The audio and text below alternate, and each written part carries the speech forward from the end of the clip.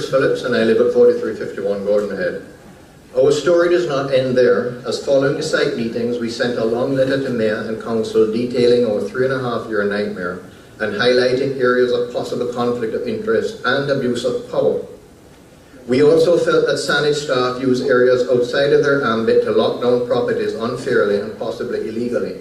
If Saanich does not have scientific merit for locking down properties, this could be deemed unjust enrichment. Then on September 28th, we got another opportunity to speak to Council. We had attended in support of 2 property owners on Rainbow Hill that were, with the report of a registered biologist, seeking to be removed from the EDPA under Section 14 of the bylaw, which states that if there is no sensitive ecosystem, then it should be removed from the EDPA. It was quite difficult to condense 3+ years of dealing with Saanich into 5 minutes, but I did my best. I received no sympathy from Council at all, and one councillor's only takeaway was that I was rude to Saanich staff. Really? It's curious that minutes later, when a known friend of staff spoke in favour of the EDPA and she personally attacked the Mayor, absolutely nothing was said. Thankfully, the Mayor was more than capable of defending himself. Back to the 2 applicants, one an 88-year-old lady, the other a 90-year-old gentleman, who gave his presentation via video as he was caring for his ailing wife.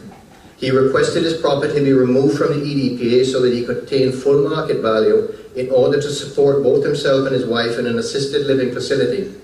I had tears in my eyes. Mayor Atwell was in favour, but Council voted against, with one councillor making the comment, "What's the hurry anyway? It's not like they're applying for a development permit." Now, while this particular comment may not be termed rude, it certainly was insensitive and untimely. Council should be ashamed for blindly defending staff's rigid recommendations at the expense of our most vulnerable citizens. At the same meeting, the Mayor made a motion to scrap the EDPA bylaw in its present form, as it was poorly conceived and introduced with not nearly enough consultation with stakeholders. Again, the motion was rejected, with one councillor even saying the EDPA was worked on for years and, in her opinion, did not go far enough. Again, really? Why then, just prior to the EDPA bylaw going to Council, was property owned by the councillor's family allowed to remove both native plants and Gary Oaks and subdivide the property for sale? Do as I say, not as I do. Integrity, not hypocrisy, please. Saanich cannot continue to switch and bait with property owners. Once the municipality accepts a developer's application, charges fees, requests community amenities, allows access roads and parcels of land to be subdivided and sold off as private property, and Saanich then taxes said property at or near market value, what right do they have years later to claw back property rights and devalue your property without compensation or tax relief? You can't have it all.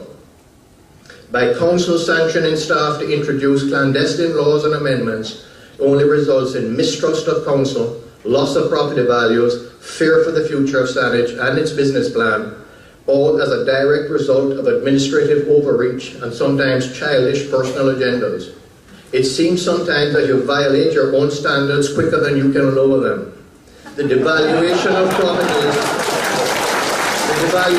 properties is a serious matter, and we hold you responsible. If people are to continue to invest in Saanich and to restore trust in Council, they must know 2 things. 1, that their largest investment is safe, and 2, that their elected members work for them and do not bear blind allegiance to staff who routinely use smoke and mirrors to disguise their true intent. A typical mortgage is 90% of value. If the EDPA devalues properties by even 11%, these property owners are now underwater. How will the banks perceive this? And if a family wants to borrow against this property for tertiary education for their kids, but has lost 20 to 40% of their property value, will they be allowed to? You need to think before you act. Carrots, not sticks, is the way forward. Council could take a page from Mayor Atwell at what true leadership looks like. Experiential knowledge is an important part of wisdom, and without it, we misinterpret the real problems and miss the best solutions. Both council and staff must stop thinking of environmental stewardship as a detachable burden easily shifted to the shoulders of property owners. And when you burden property owners with noxious weed bylaws that carry hefty fines for not removing invasive species, but exempt hundreds of acres of Saanich parks that do have sensitive ecosystem, from that same level of stewardship, this makes about as much sense as a snooze button and a smoke alarm.